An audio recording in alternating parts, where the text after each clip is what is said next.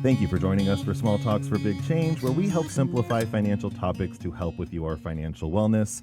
I am very, very excited about today's episode, but first I will give a little bit of context as to why.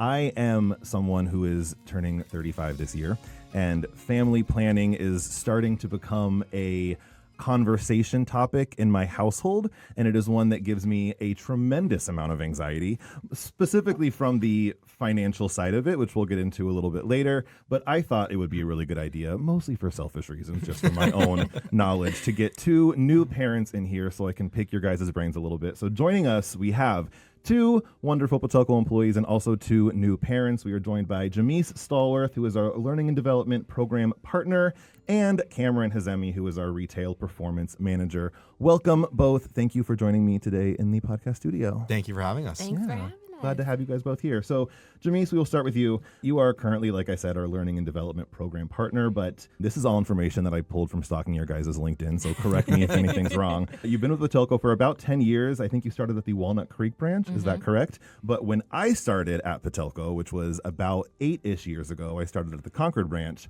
At that time, you were a regional team lead, and you were there on my very, very first day in the branch. I remember seeing you walk around and thinking, like, this girl is a boss. She knows what she's doing. So now you have moved into learning and development. You do a lot of our training for our new hires and all of the kind of training development stuff that we do here at Patelco. So can you talk a little bit about your role with Patelco, kind of how you got into L&D, what you do in that department, and also how it's been being a new parent? Of course. So like you said, I started at our Walnut Creek branch 10 years ago. We made 10 years last month. Thank you. I was a teller in MSR, and I absolutely loved being a teller. And I was working my way to become a senior MSR. And I remember we had this binder. I completed the binder, got it checked off, and I was ready. I remember that binder. I was so ready to be a senior MSR. And then our regional director at the time, who I had no idea she even knew who I was, said that there was a position open. And, I had also just graduated college. I had finished my master's degree. Wow. I almost said congratulations, so but that was 10 on. years ago. So belated congratulations. She approached me and said, there's a position open. I think you'd be a good fit. Just take a look at it and apply if it's something you're interested in. If not, let's talk about your growth somewhere else in Patelco. And so I took a look at it, and I'm like, I have no idea what a regional team lead is. And I was like, why not? Let's go for it. Yeah. Talk to a few different people. And I applied, went through the application process, and I got the role. And I was in that role for some time. I absolutely loved traveling to all the different branches. You meet so many different team members and so many different members. It was just a great experience. And then in my role as a regional team lead, it was like a split role. So I had half of the time to help develop the branches I was working in and help team members in areas that they might have for opportunities to grow. And then the other half was being leadership support and just supporting the branches I could. And in that helping team members develop, I had opportunities to train team members and train new hires. And so I kind of always had a passion for training. Yeah. Before I went to college, I said I wanted to be a teacher. So I wanted to teach high school, but I was like, I'm so young, I'm so small, there's no way they're going to respect me. So I went and got a business degree and worked in the financial industry. I don't know, you command respect pretty well, I think. Well, I would say it's a good thing you didn't become a teacher, because we just had a techer decide to join Patelco. So you would have ended up here either way. Definitely would have ended up here. And it's been a fun journey, and the position in learning and development came open when the person who trained me when I started at the training branch moved on to another department within Patelco. Their position opened up, and I kind of took their spot in learning and development. So definitely full circle moments all around. Yeah. And I've been on the team since 2018, and I started off as a specialist, just doing new hire training. And then a few years after that, became a partner, and then became the lead. And now I am the programs partner. So definitely a journey. Yeah. And it actually just worked well with where I was in life and having my little one, who is now 8 months, almost 9 months, it definitely just flowed into my career path. That's awesome. Yeah, That is awesome. Anyone listening, teachers or otherwise, who come work at Patelco, your paths might cross with Jamese here. All right, Kamran, so our paths crossed more recently than Jamese and I, so I don't know firsthand as much about your Patelco experience, but I did, as I said, stalk your LinkedIn. So I know that you've been with Patelco for about 7 years, I think 7 years coming up here soon. I guess technically finishing my 7th year. I joined Patelco May 19th, 2019. Oh, wow. I'll never forget that. I remember when I had my final interview with Patelco, and the reason I'll never forget this is because it was the premiere of Avengers Endgame. And we were talking about that in the interview. Everyone was like, you got tickets for that? How'd you get tickets? And I was like, yeah, I'm pumped. I was like, I don't even care if I get the job. I'm watching this movie tonight. I'm going regardless. Yeah. Thankfully, though, I did get an opportunity to join Patelco as the branch manager of the Fremont branch, where I was there from May of 2019 until March of 24. Okay. And I loved it. I love being in the branches. I've been a branch manager since 2012 in other financial institutions. Yeah. Patelco's mission, helping members with their financial health and well-being, it really speaks to me. When Patelco did what it did for its members when COVID happened, you know, they gave out a $5,000 loan to any member who was financially impacted in a negative way at 0% annual percentage rate. That's unheard of a financial institution do that. Yeah. And that's what made me believe in Patelco and let them know, hey, this is a credit union. This is an institution that I want to be a part of for life. Yeah. And my light bulb moment for that was when the Paradise fires happened. Yes. I remember we were doing a lot of outreach and a lot of like organization around those who were affected. And I remember thinking like, this is, I don't think normal for a financial institution to be like going above and beyond like Not this. at And all, I felt yeah. the same way. Yeah. so that made me want to be a lifer. And, you know, I had a great leader. I had a great leader in Jade, who is Jamese's boss right now. Yeah. and Kelly Young, who is the role I am in right now, the retail performance manager. When Jade decided to become the VP of Learning and Development, Kelly became the director, which gave the RPM, the Retail Performance Manager position open, which allowed me to step into that role. And I've been there for 2 years now. And I love being able to impact more than just one branch. I love being able to help guide, train, coach team members across the region, the managers across the region, and build my leadership skills. Awesome. How old's the little one? My little one is going to turn 22 months on Saturday. Okay. Yeah. Okay. Happy early birthday. Yes. Yeah. Yes. So let's get into some of the nitty gritty then, because I want to extrapolate again a little more about what I was talking about earlier. When I think about the idea of having a child for myself, so I'm again very excited to hear your guys' takes on this. It's not just the idea of like raising a child and like being responsible for another human life, as it were, but it's just the idea of like I've my entire life only budgeted for myself. Like all my money has gone to my own savings goals, it's gone to travel, it's gone to things that I want. The idea of having this like lifelong commitment now that you are financially responsible for years and years and years, it just my brain can't compute the two. Like I know that I want a kid, the idea of raising a kid and like bringing up a person sounds really great. I just don't want to pay for it. So So one thing you said, which I don't think you're actually realizing, is when you said that lifelong commitment. Yeah. I know a lot of people think of like, okay, lifelong commitment, you know, once they're an adult, you know, they're on their own. No. So, but no. No. Even to this day, I try to go out to dinner with my parents. I try to pay for them. It causes a huge fight. Yeah. I have to be sneaky to be able to pay for my parents, even because they always try and pay for going out to restaurants. Yeah. So as a parent, it never stops. It never You're always stops. providing, you're always supporting. And I don't know if you guys ever watched How I Met Your Mother. Back in the day. One of the final scenes where Neil Patrick Harris's Barney Spoiler alert. Stinson, yes, when he has his daughter and he was holding her for the first time, and you know he's a womanizer, he doesn't want kids, but he goes, you know, my life is yours, everything I have is yours.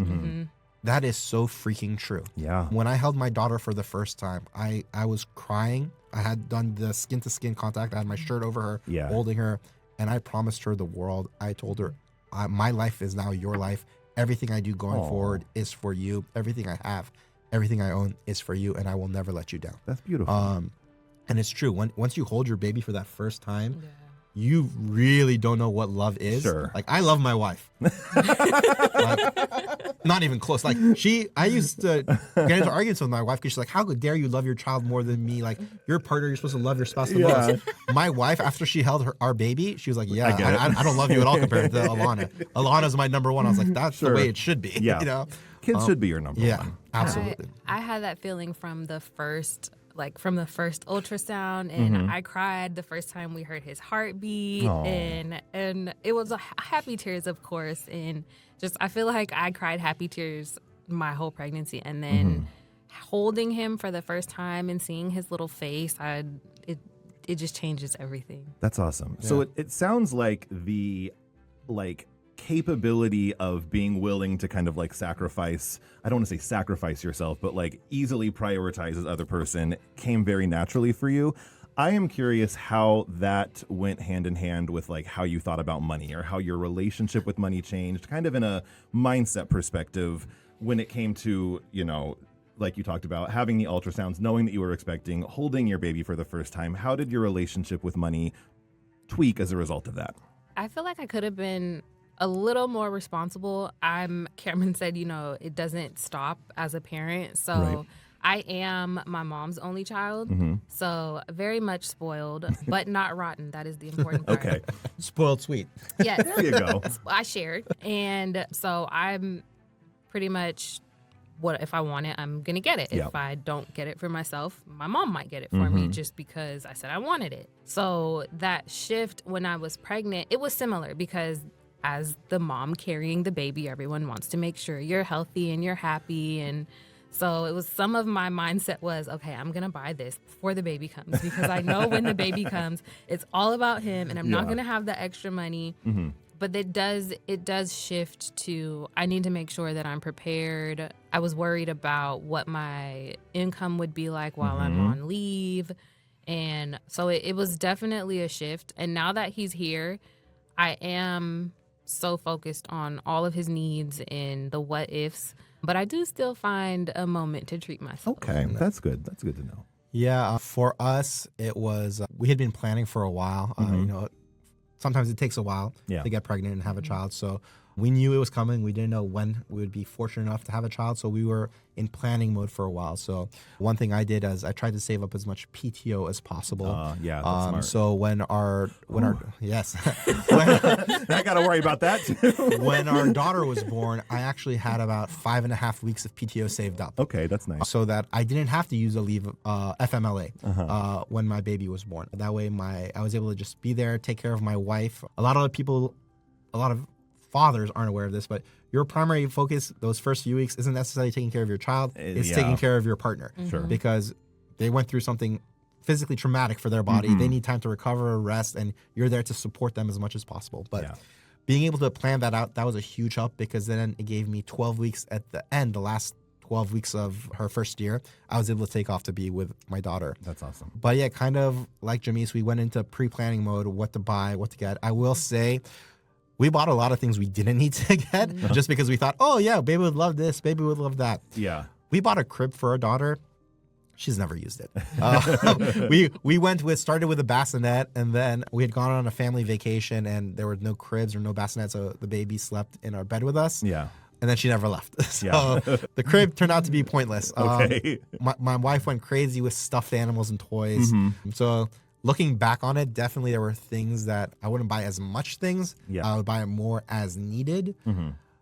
But you also only have a child, you know, once or twice, and you really want to give them the world. You want to give them like, we go to the zoo, and my daughter, she saw a stuffed panda, and she started crying. I was like, you already have a panda. I got you one when we got you the Patelco savings account.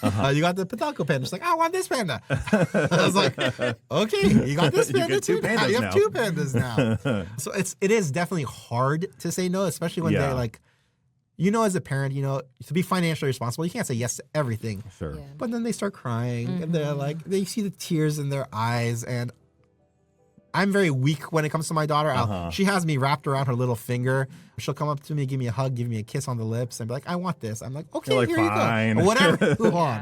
So there's that. But the biggest thing I would say to prepare yourself is plan accordingly. Yeah. Like you said, look at your budget. Make sure you're taking advantage of all the benefits you have. Yeah. We knew that, we're going to have a baby in 2024. Yeah. So we signed up for additional benefits like insurance so that if you were in the hospital for more than 2 nights, you got a payout. Yeah. We knew she was going to have a C-section. So we knew that's going to be a longer than a 2-day stay. So I signed up for that insurance. So we got some money back from it. Planning out your PTO to make sure that you're not using PTO needlessly so that you have those extra days saved up. Yeah. We did it where my wife took the first 12 weeks off. I was there for support for the first 5 weeks, and then then I went back to work while my wife stayed at home.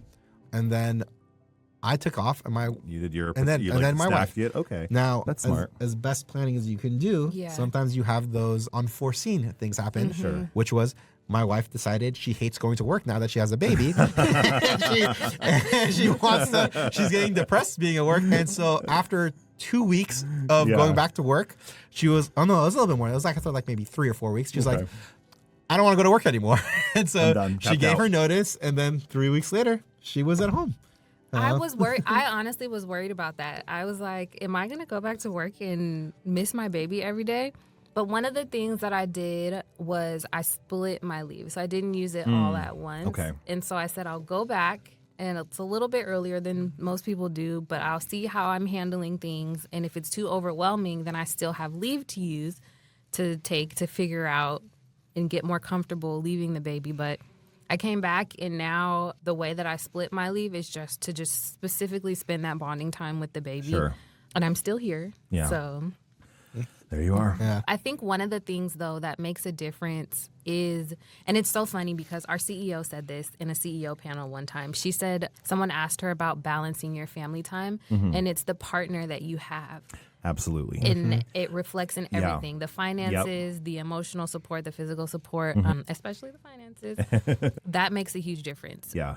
Yeah. I will say, I never thought of myself as ever having, I didn't think I wanted kids until I met my partner. And then I was like, well, this is the person that I could actually see myself raising a child with and having that support with. That PTO thing hit me hard. I'm going to end this year negative 38 hours in PTO. So that's, I never even thought about actually saving that. But for our situation, it would also likely probably be adoption. So I'm thinking saving for the PTO, saving for all the adoption costs. And in addition to the things like a crib and whatnot, it's just the idea of the planning is very big to me. And when I start to think too much about it, I get a little overwhelmed and I stop. So I guess my questions, do you guys have any easy, entry level strategies for how you started with your family planning, jumping off points, things like that? So for us, it wasn't necessarily family planning, if you would, that started us off with. It was, we were both, my wife was in her early 30s. I was in my mid 30s at the time, so probably around your age. Yeah. And at that time, my wife was very, I don't really want kids. I don't really want kids. Then we had a fun little surprise. Okay. And unfortunately, the surprise didn't happen the way we wanted it to happen. But at that point, my wife was like, I really want, this is what I want now. Yeah. That was the light bulb moment. And so at that point, that's when it kind of, like I said, really started to, okay, what's our plan going to be? Is this something we want? One thing that makes life so much easier, so much more doable, is having that village to support you, that family support. So in October of 2024, once my wife had to start going back to work a little bit, we actually were so blessed and so fortunate that both my parents and my wife's mom are local to us. That's nice. So 4 days a week, we had my parents or her mom watching our daughter while we were at work. And then on that Friday, her sister, who's local, would come and watch her. So from October to, actually from October until she was 18 months, we didn't have to worry about daycare, which is a huge, huge cost. Yeah. I don't think that's like a mortgage that you're paying. Absolutely. Right now, for 3 days a week on daycare, we're paying $1,500 a month. Man, oh man. Yeah, and this is and mind you, this is an affordable daycare. Full time, they're charging $1,900, but I had friends who were paying $4,000 a month That is for wild. full time daycare. Yeah. Wow. I'm not there yet, thankfully. But the village matters from the beginning up until after the baby is born. We were so blessed that so many people in different areas in our life. We planned one baby shower. So we're gonna have, this is our baby shower, and then my church we want to give you a baby shower. Okay, and then of course then. At work, or in my team, we want to give you a baby shower, and you're so thankful. Yeah. Don't ever say no to the baby showers if someone's not going for you. Run it back.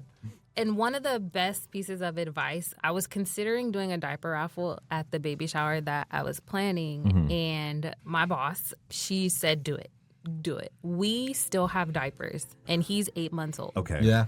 And yeah, we still have diapers and wipes. Yeah, we got up to about 10 months before we had to start buying our own diapers. Wow. We got so many diapers, and that's a godsend. expensive. Yes. They are expensive, especially. I know we had started, once we started buying them, we were going to Costco. You can get the big ones. My wife had ended up getting cancer, though. So once she got that taken care of, she became very, PFAS free. I don't want any forever chemicals. For sure. Found out the Kirkland diapers have had PFAS. So we had to go with the non-chemical, non-forever chemical. And those are even more pricey. Even more expensive, yeah. So that diaper cost, whew. Man, oh man. Thankfully, I will say this, baby clothes are not that expensive. Oh. Not at all. Yeah. You can get a ton of clothes, like at Carter's, $5, Carter's. $10 an item. Yes, Carter's is the go-to for baby clothes. Interesting. Yeah. Are these secondhand clothes? No, or they're brand new. No. Brand new. And they are Brand new. freaking adorable. Okay. Especially, I can't speak for boys, let me jot but this for down. girls, they are freaking adorable.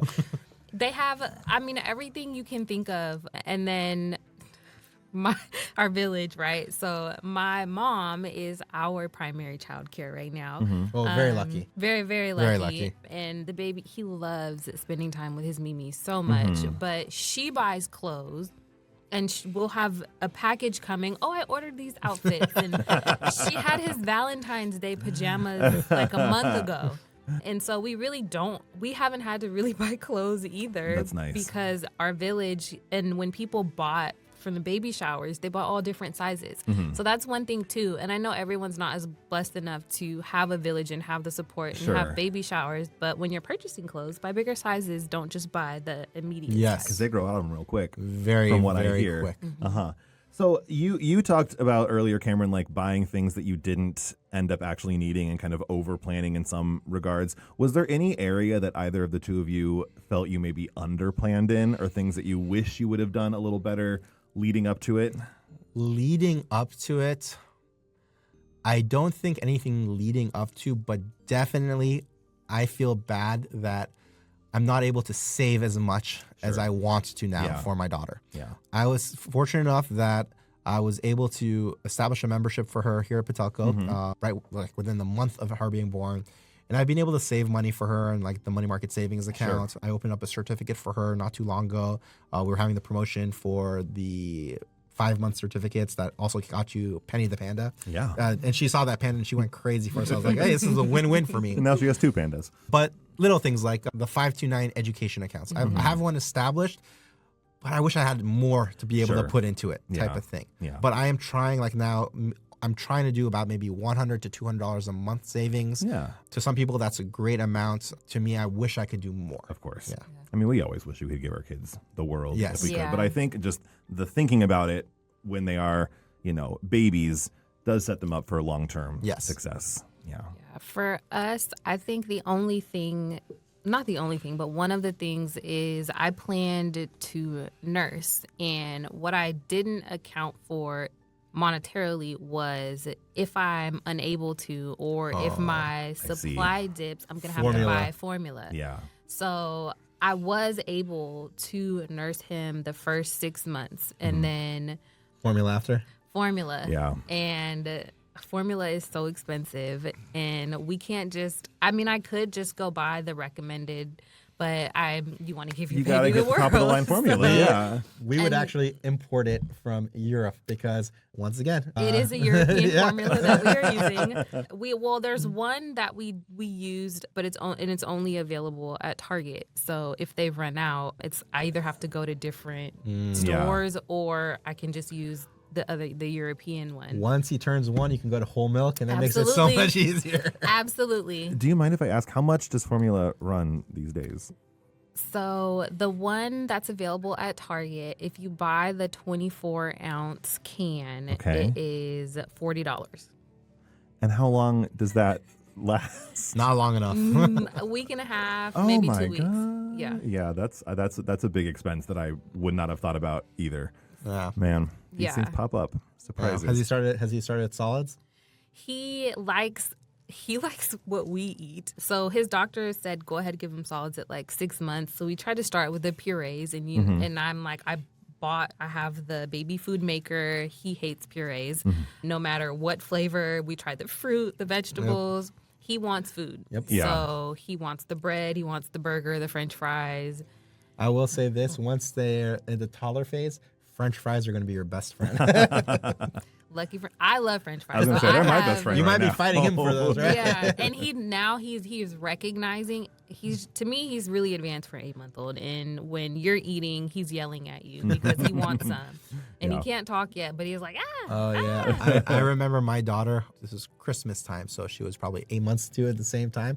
She wouldn't yell, but she would stomp the table, slap the table, like, basically feed me, feed me, feed me, feed me. And like I'm literally having a spoon in my hand, going to her. She's like, faster, faster. and see, he doesn't like this. He doesn't like the spoon. Ah. And I'm like, son, we have to.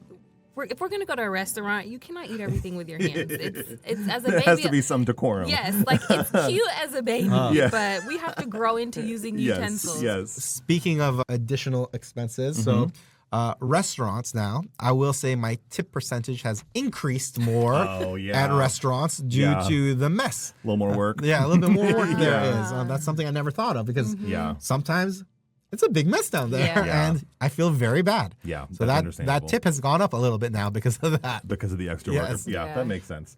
All right. I wanted to touch base on something else that you said, Jamese, and kind of build on that. You said that you still find ways to kind of treat yourself even with the expenses that you have with your child.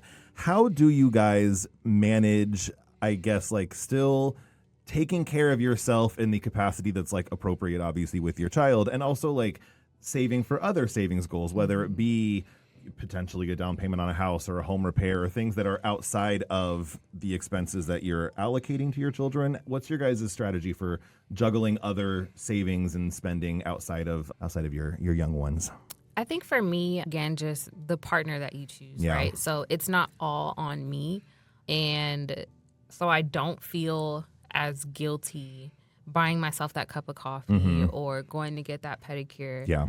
And we know that in our household, we have to, if our refrigerator is broken, we know that's something we're going to have to get Sure. fixed. If we have a flat tire, So those are kind of expenses that we would have had before. Yeah.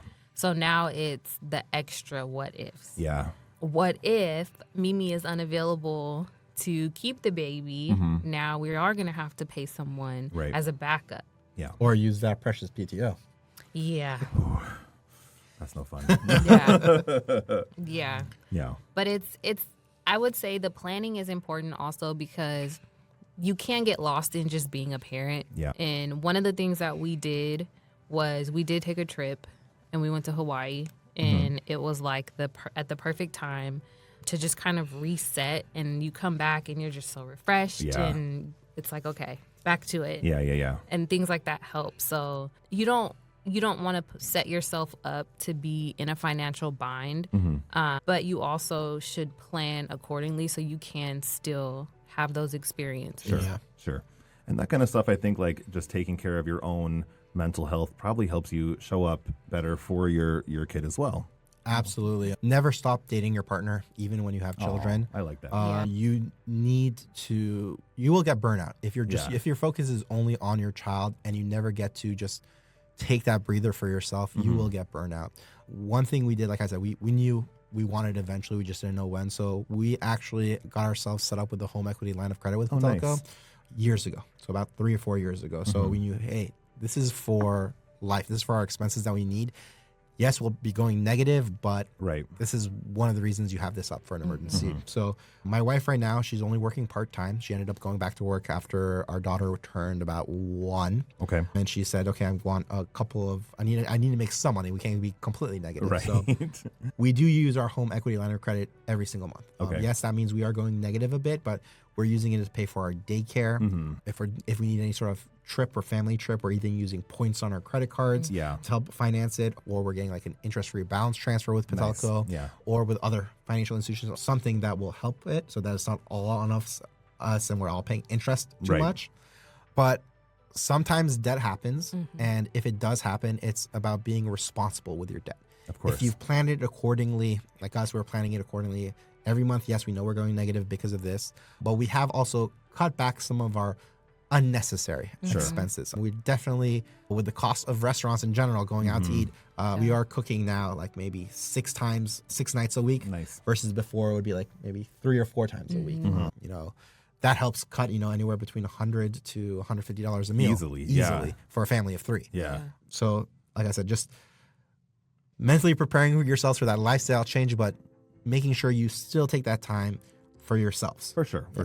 I always say there's room for anything in a budget. There just can't be room for everything in a budget. Yeah. So Absolutely. when you are like adding in this additional expenditure, which I'm sure it is a joy to spend this money on your children. I can't relate right now, but I imagine when I'm there, I will feel the same way. So, Jimmy, I do have a question for you on this one, because this is a conversation me and my wife have almost on a daily or weekly basis, I would say.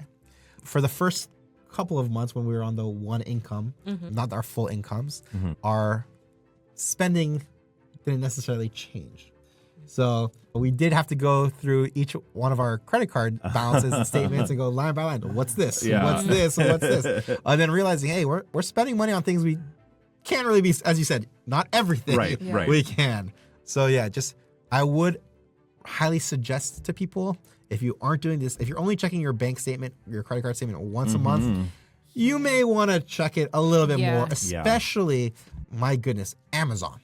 Oh. It is so, now that they've done the buy with one click, you're not even thinking about it. Yeah. And that Amazon credit card bill, it gets high pretty quickly. And I don't even know what the heck I'm buying sometimes. The first 2, honestly, longer than the first 2 months, but really before you really get the hang of things, DoorDash. Oh my God. You have a new baby. You're not cooking. Yeah. Oh my, we still sometimes, I'm like, he's screaming, crying. He will not let me put him down. Yeah. I need to stir the pasta. And it's like, fine, we're not having pasta tonight. And We're gonna DoorDash order markups something. are stupid. Oh my God. So we ordered a pizza. We were going to order a pizza on DoorDash.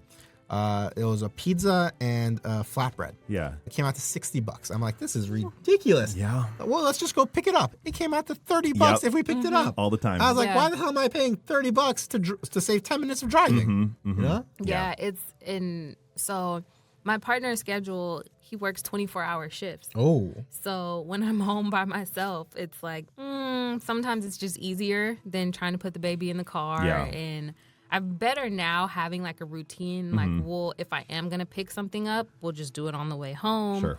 Or cook the night before, and then we'll just have the leftovers. Yeah. But it is very hard. I can imagine. One day, maybe. All right. I have one final question for the two of you, and this is what I end every podcast episode with, where I'm asking you what your golden nugget of this podcast is. And that can be a quote. It can be a piece of advice. It can be something that you've talked about earlier that you just want to like punctuate a little bit more. But what would you say, Jamese, Stallworth, Kamran, Hazemi, your like stamp that you want to put on this podcast episode would be? Jamese, we'll start with you. I would say a healthy baby is a happy baby.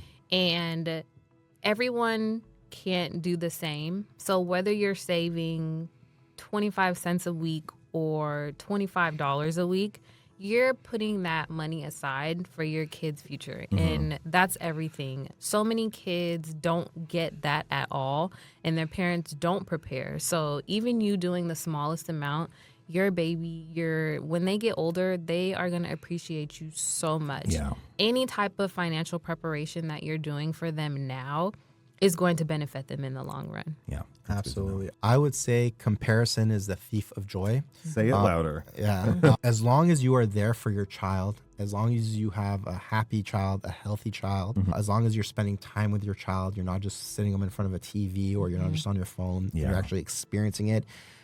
It's the best thing in the world. And, you know, just be there. And as Jimmy said, they will appreciate you. They will love you. And they will be so thankful for everything you've done for them as long as you're present there for them. Don't compare yourself. Don't compare what you as a parent are doing compared to other parents. Don't compare your child to your friend's child. Or like what other parents are showing on Instagram, because, you know, you can never compete with that. Yeah. No. Each child is unique. Each child grows at their own pace. Each child does everything at their own pace.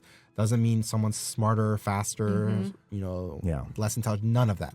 Just enjoy every moment with your child, because very soon, Jamese, your child's going to be a toddler walking around. Then they're going to be talking. Then they're going to be going to school.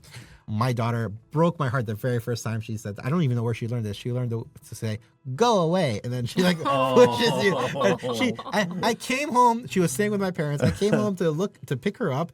She looked at me, cried, said, go away, and closed the door on me. I'm like, but I'm your daddy. Oh, yeah, that would tear me up. Yeah. So enjoy every minute of it, Yeah. because being a parent, it is the best thing in the world. It really is. That's what I hear. Yeah. All right. Well, I have had a lovely time talking to the both of you guys today. You've given me a lot of encouragement. I feel empowered. So thank you both for sharing your little pearls of wisdom. I really hope you get the opportunity soon, because I think you're going to be a great dad. Absolutely. You will be an amazing dad. All right. Well, thank you both, Jamese, Cam. It's been great talking to you guys. And thank you all for listening. That is going to do it for today on Small Talks for Big Change, where we help simplify financial topics to help with your financial wellness. We will see you next time. Patelco Credit Union is insured by NCUA. Thank you. Hey, you guys. Hope you liked that video. Thank you for watching. For more financial wellness information, go ahead and click here to subscribe and here to watch the next video. Thank you.